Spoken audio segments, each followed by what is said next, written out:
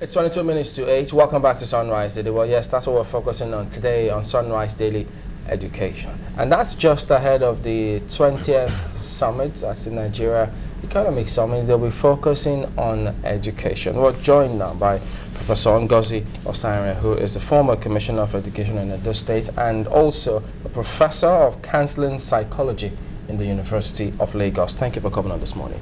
Thank you for having me. You spoke a bit about the trainers here now, the teachers, the quality of all of those. Now, I was looking through some documents, where we got a lot of them. Some of our researchers getting these materials for us, and when you look at all of these policies, so many of them, but then you wonder, in spite of all this, the quality of those who are training the students, the future leaders, raises a lot of questions. And then you ask, so what is the disconnect in all of this? What's going on?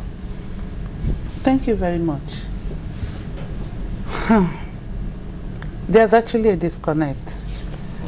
I am one of those people that strongly believe we don't have problems with our policies. Okay. It's not a policy issue. It's implementation of those policies. And the political will to implement those policies to the letter, to adhere strictly to the letters of the policy, which unfortunately is highly politicized. Wow. Like I always tell people, education is the only area that every Nigerian is an expert. Everybody claims to be an expert in education. And because of that, those who are now in the vanguard of implementing education policies are not those that are knowledgeable about education. A lawyer, instead of going to court, is a commissioner for education. He's a minister for education. We are talking of disconnect. Does that lawyer understand that document, National Policy on Education? Does that lawyer and all the other experts, in quotes, and because we're a country that people have lost a sense of right and what is right and rightness. You see people, if they approach you, why can't you say no when you know you don't have the core competence?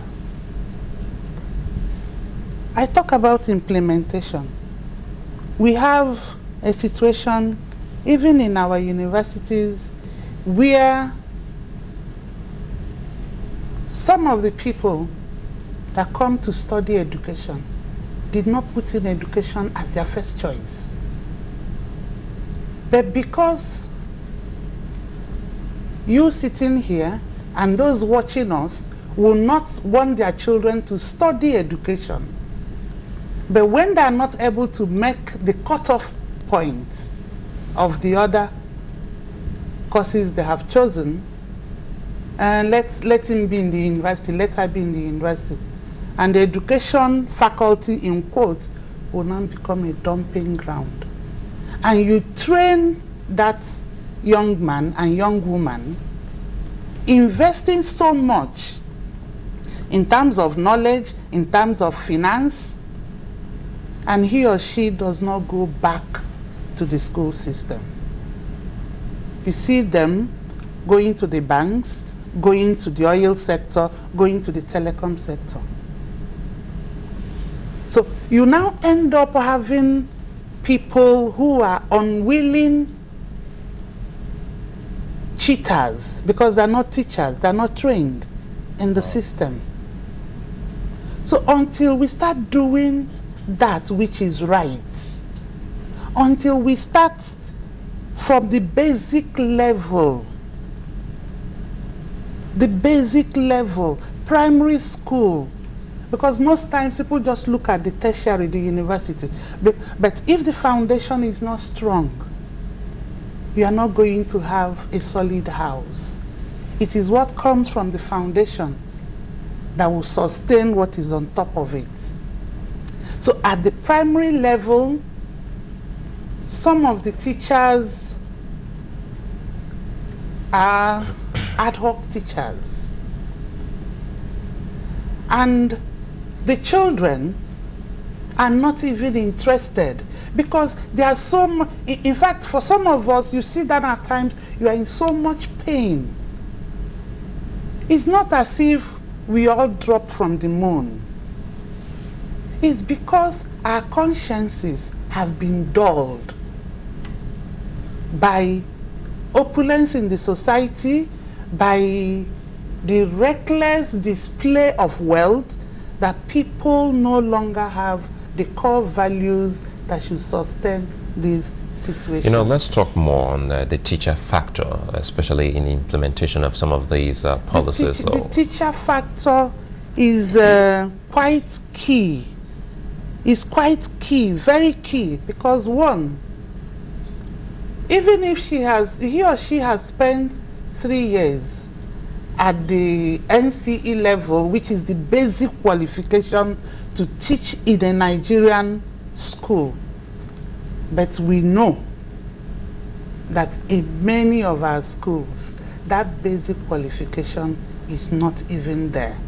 And the people that are supposed to do the monitoring and inspecting the schools to ensure that that is done are not doing that.